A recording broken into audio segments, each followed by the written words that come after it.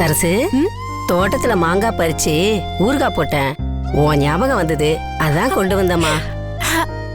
ஐ, மாங்காய் ஊறுகாவா?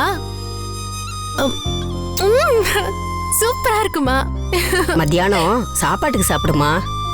அம்மா, என்னம்மா இன்னும் சுப்பு வரல?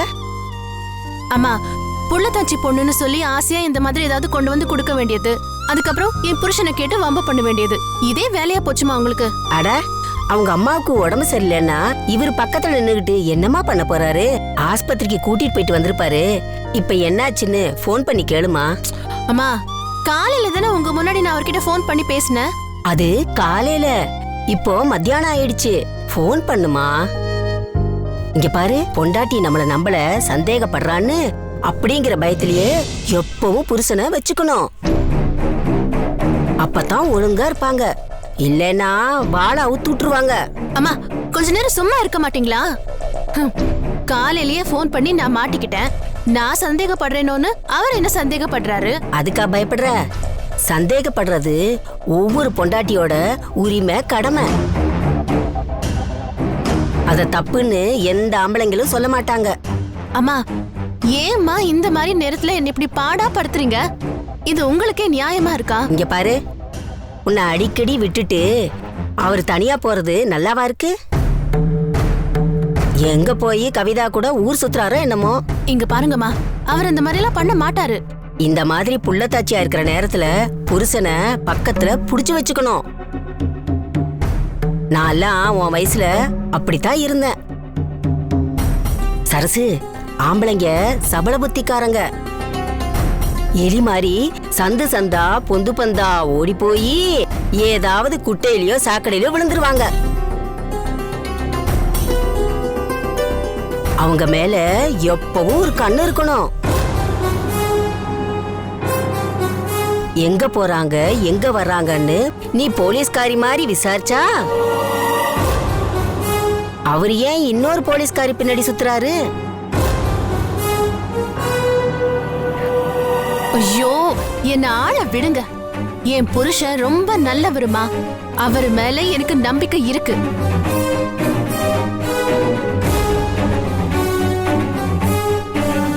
சரசு, ஆம்பளைங்க மூளை மாதிரி, பொம்பளைங்க கிட்னி மாதிரி. பொம்பளைங்க மூளை இல்லாம வாழ்ந்துடலாம். ஆனா ஆம்பளைங்க ஒரு கிட்னி இல்லைன்னா இன்னொரு கிட்னி இருக்குதுன்னு ஜாலியா நல்லா இருப்பாங்க.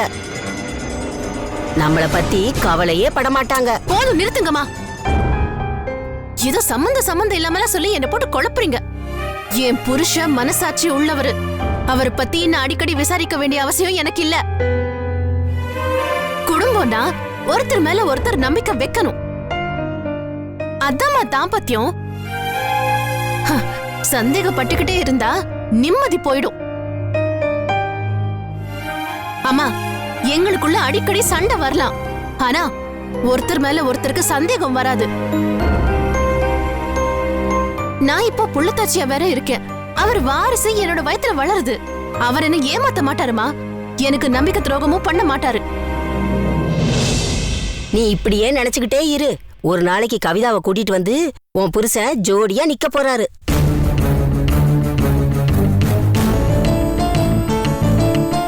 என்ன முழிக்கிற? என்னைக்காவது ஒரு நாள் உன் புருஷன் அந்த கவிதாவை கூட்டிட்டு வர போறாரு. நிப்பாரு. ஆனா அன்னைக்கு ஏப்ரல் 1ஆம் தேதியா இருக்கும். என்ன சும்மா விளையாட்டு காட்டி ஏமாத்துறதுக்கு அந்த மாதிரி செய்வாரே தவிர உண்மையிலேயே அவர் அந்த மாதிரி செய்ய மாட்டாரு. இங்க பாருங்கம்மா, நானே அவர்கிட்ட கவிதா கூட பழகுங்க பேசுங்கன்னு சொன்னாலும் ஏன் புருஷன் அந்த மாதிரி ஒரு காரியத்தை செய்ய மாட்டாரு. எனக்கு அவர் மேல பரிபூர்ண நம்பிக்கை இருக்கு. சரசு, இந்த ஆம்பளைங்க இருக்காங்களே, சுப்பு வாங்க. பாத்தீங்களாமா, அவருக்கு 100 ஆயுசு. என்னம்மா எப்ப பார்த்தாலும் என் வீட்லயே இருக்கீங்க போல் இருக்கு. இல்ல சுப்பு, நீ உன் பொண்டாட்டிய தனியா விட்டுட்டு ஊருக்கு போயிரியா? பாவம் புள்ளதாச்சி பொண்ணு, பேச்சு துணைக்கு இருக்கட்டுமேன்னு சும்மா கம்பெனி கொடுக்கற சுப்பு. கம்பெனி கொடுங்க, சாவி கொடுக்காதீங்க. சேச்சே, உன்னை பத்தி தான் பெருமையா பேசிட்டு இருந்தேன். அப்படியா? நம்பிட்டேன். நான் சொல்லல உன் புருஷன் உன்னை பாக்கறதுக்கு ஓடி வந்துருவாருன்னு? ஆமா, நீங்க எப்ப சொன்னீங்க? இப்ப சொன்னேமா. நான் வரேன் சரசு, நான் வர்றேன்ப்பா.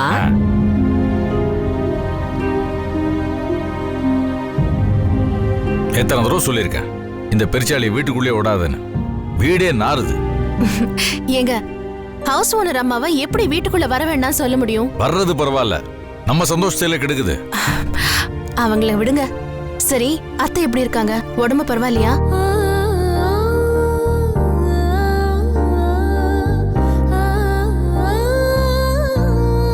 உனக்கு மனசளவில் சில சமயம் நான் எவ்வளோ துரோகத்தை நினைச்சிருக்கேன்.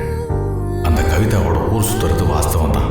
ஆனா நீ என் மேல மலையளவு நம்பிக்கை வச்சிருக்கே. உன்கிட்ட போய் சொல்லிட்டு நான் கொடைக்கானல் போகிறேன். என்னை மன்னிச்சிரு சரசு. என்னங்க, உன்ன மாதிரி எதுக்கும் சந்தேகப்படாத ஒரு தங்கமான பொண்டாட்டி எல்லாருக்கும் கிடைச்சிட்டா தப்பு செய்யற புருஷன் கூட மனசாட்சி உறுத்தி திருந்திடும். என்னங்க, அது ஒன்றும் இல்லை சரசு.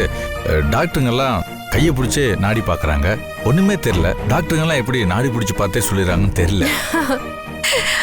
அவ்வளவுதானா? நீங்க கொடுத்த ரியாக்ஷனை பார்த்து நான் பயந்து போயிட்டேன். ஓ அப்படியா? அது ஒன்றும் இல்லை. ஆமா, ஏங்க அதுக்குள்ள வந்துட்டீங்க? பிளான் சொதப்பிடுச்சு. என்ன பிளானா? அதுதான் அம்மா கூட ஒரு 2 நாள் இருக்கலான்னு பிளான் பண்ணியிருந்தேன். அங்கே போனால் மாதவன், ரேகா, திவ்யா, ரகு எல்லாம் கூட இருக்காங்க. இங்கே நீ மட்டும் தனியாக இருக்கியா? அதான் உடனே கிளம்பி வந்துட்டேன். அப்போ இப்போ ஆஃபீஸ்க்கு கிளம்பணுமா? இல்லை சரசு, ஒரு 2 நாள் லீவ் போட்டு உன் கூடயே இருக்கலான்னு பார்க்குறேன். பாவம், நீ புள்ளத்தாச்சி பொண்ணு, உன்னை தனியாக விட்டுட்டு போகிறோமோன்ற உறுத்தல் என் மனசுக்குள்ளே இருந்துக்கிட்டே இருக்கு. நம்ம ஜாலியாக எங்கேயாவது வெளியூர் போகலாம். சரி, நான் முதல்ல போய் ஒரு குளியில் போட்டு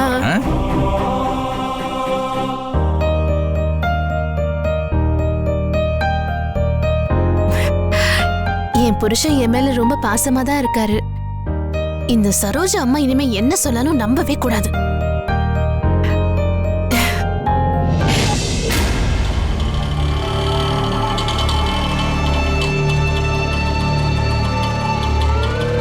எவ்வளோ ஆச்சு? 100 ரூபாய் சார். இந்தாங்க. Thank you sir.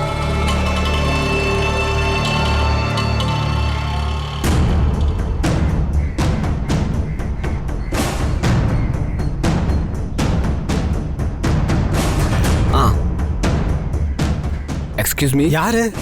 நான் கவிதாவோட அண்ணன் ஆகாஷ். அடடே சகோ. சகோவா? அது ஒண்ணும் இல்லப்பா, உங்க சிஸ்டரை நானும் சிஸ்டர் தான் கூப்பிடுவேன். அந்த உறவுல தான் உங்களை சகோதரன் கூப்பிட்டேன். சரி, கவிதா எங்க போயிருக்கா? அவங்க வெளியூர் போட தான் சொன்னாங்க. நேத்து ராத்திரியே போயிருப்பாங்களே. ஓ சரி, நான் பார்த்துக்கிறேன். சரி.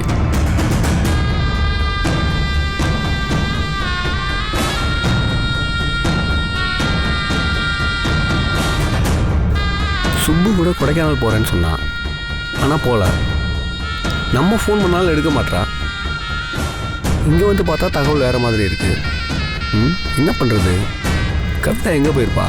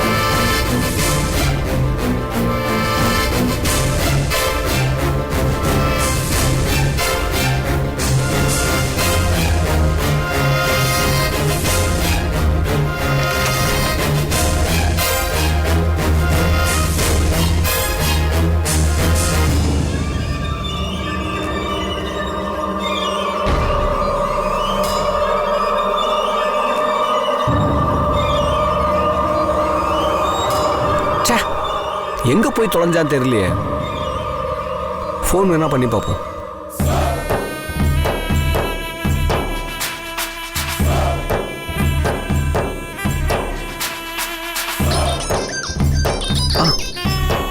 கீழே கேட்குற மாதிரி இருக்கு.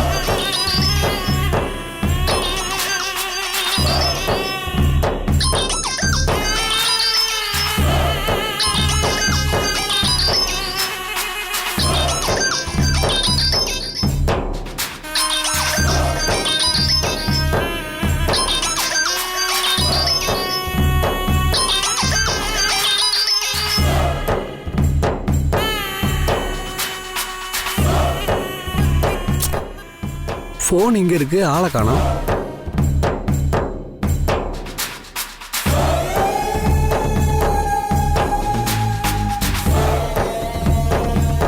கால் ஹிஸ்ட்ரியில் நம்ம ஃபோன் நம்பர் தவிர வேறு எதுவுமே இல்லையே.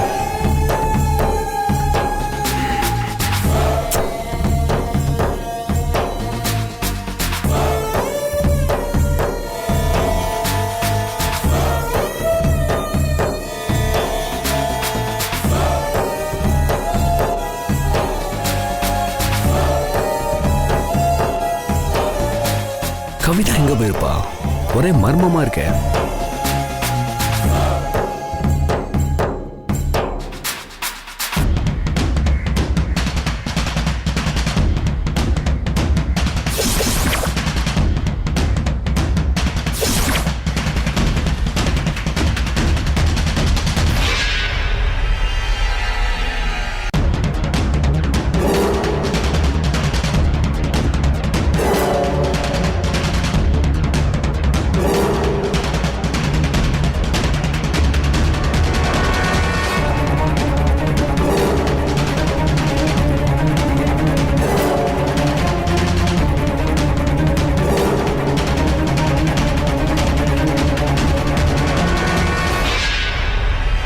என்ன பாக்குற?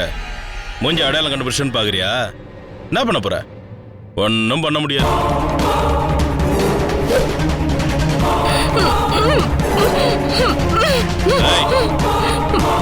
ஒழுங்காரு.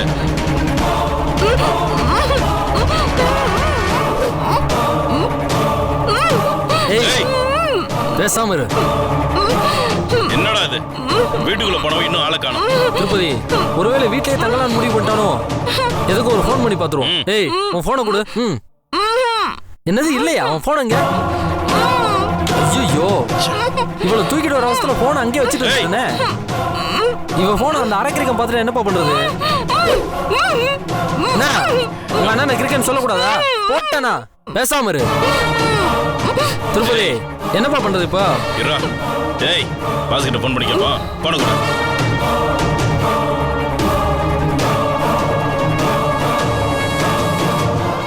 டேய்.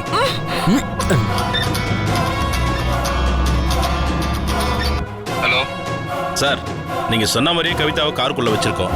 அவன் அண்ணன் வீட்டுல தான் இருக்கான். கவிதா போன் அங்கதான் இருக்கு. ஏய், அவன் அண்ணன் வெளியே வர்ற மாதிரி தெரியல. இப்போ என்ன பண்றது சார்? அந்த ஆகாஷை நான் ஃபாலோ பண்ணிட்டு தான் வந்தேன். பெட்ரோல் போடுற கேப்பில் அவன் எஸ்கேப் ஆகிட்டான். நான் நினச்ச மாதிரி அங்கே தான் வந்திருக்கான் போல இருக்கு. அதனால தான் உங்களை அலர்ட்டாக இருக்க சொன்னேன். சரி, கொஞ்ச நேரம் வெயிட் பண்ணி பார்ப்போம். அவன் அங்கேருந்து போயிடுவான். அப்படி போகல, அவனையும் சேர்த்து தூக்கிடுவான்.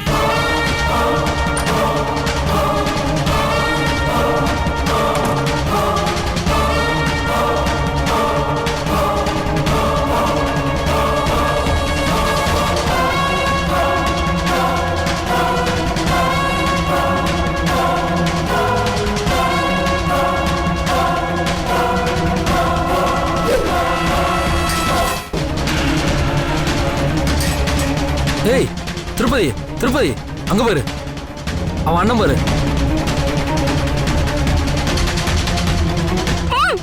ஏய், ஓட்டனா சார், அவன் கிளம்பிட்டான்.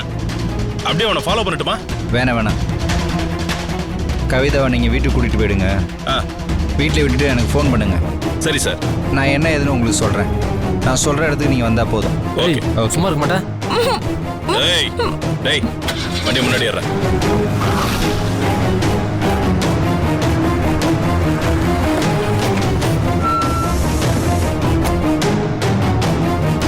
ஏய், ஆடி.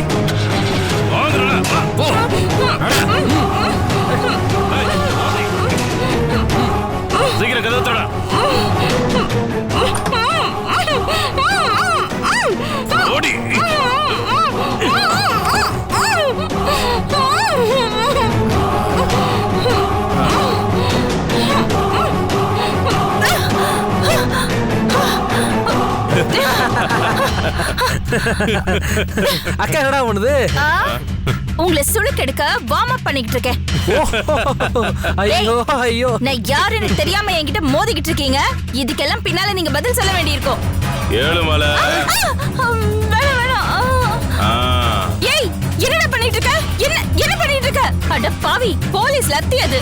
அது சாமியார் கையில இருக்கிற மந்திரக்கோல் மாதிரி, அம்மன் கையில இருக்கிற சூலாயுதம் மாதிரி. அத போய் உன் அழுக்கு முதுக சொறியறியடா. எடுடா. அப்ப நீ உன் கையால சொறிஞ்சுக்கிடு. ஐயோ, எடுடா, எடு.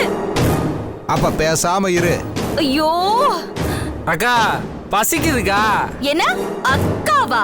அப்படியே பல்ல பேத்துருவேன். அப்ப எப்படி கூப்பிடட்டும்? குண்டச்சி, இட்லி குண்டா, அரிசி முட்டை, பித்தளை அண்டான்னு கூப்பிடட்டுமா? வேண்டாம், நீ அக்கானே கூப்பிடு. அதுதான் பெட்டர். அது சோறு போடுக்கா, பசிக்குது. டேய், நிஜமாவே நீங்க கொள்ளை அடிக்கத்தான் வந்தீங்களா? அதுக்கான எந்த வேலையுமே காணுமே. 24 மணி நேரம் தின்னுக்கிட்டே இருக்கீங்க. யாரா நீங்க? எதுக்குடா இங்க வந்தீங்க? யாரா உங்க பாஸ்? இந்த கேள்விக்கெல்லாம் நாங்க இங்க இருந்து போகும்போது உனக்கு பதில் தெரியும். பசிக்குதுன்னு சொன்னால நல்லா மீன் குழம்பு வச்சு சாப்பாடு ரெடி பண்ணு. எது மீன் குழம்பா? என்ன மீன் குழம்பான்னு கேக்குற? மீன் குழம்பு நீ பார்த்ததே கிடையாதா? தெரியாதா? ஏழுமலை. ஐயோ, ஏய், என்னடா பண்ணிட்டு இருக்க? ஐயோ, எடுடா. ஏய், ஏய், எடுடா. நீ சொல்றத நான் கேக்குறேன். எடு. பாத்தியா ஏழுமலை, முன்னெல்லாம் அடிச்சாதான் பயப்படுவா, இப்ப கம்ப காட்டினாலே பயப்படுறா. மீன் குழம்பு தானே, வச்சு தொலைக்கிறேன். அது போய் மீன் வாங்கிட்டு வா. வாங்கிக்கலாம். அதுக்கு மசாலா போடணும், போய் வாங்கிட்டு வா. அதெல்லாம் வேலைக்கு ஆகாது. ரெடிமேட் மசாலா வாங்க கூடாதுமா, அதெல்லாம் ருசியா இருக்காது. ஊர்ல எங்க அம்மாச்சி வைக்கிற மாதிரி கையால மசாலாவை அம்மியில அரைச்சி சேர்க்க வேண்டிய பொருள் எல்லாம் சேர்த்து உரல்ல போட்டு நல்லா இடிச்சு அந்த காலத்துல கிராமத்துல வாசனை வர்ற மாதிரி வைப்பாங்களே, அந்த மாதிரி நல்ல காரமா உன் கையால மீன் குழம்பு வச்சு தரணும். அதான் ருசியா இருக்கும். நீ சொல்லும் போதே நாக்குல எச்சி ஊறுதுடா. என்னது அம்மிக்கல்ல ஆட்டுக்கல்லா? அதெல்லாம் என்னால முடியாது. என் உடம்பு வணங்காதுடா. ஏய், உடம்பு வணங்கணும், குழம்பு கொதிக்கணும், மீன் மணக்கணும். இல்லனா நாளைக்கு காலையில பேப்பர்ல பட்ட பகல்ல காஞ்சிபுரம் எஸ்ஐ கவிதா மர்ம மரணம்னு செய்தி வரும். பரவாயில்லையா? ஓகே, மீன் குழம்பு தரேன், வச்சு தரேன், போய் வாங்கிட்டு வா.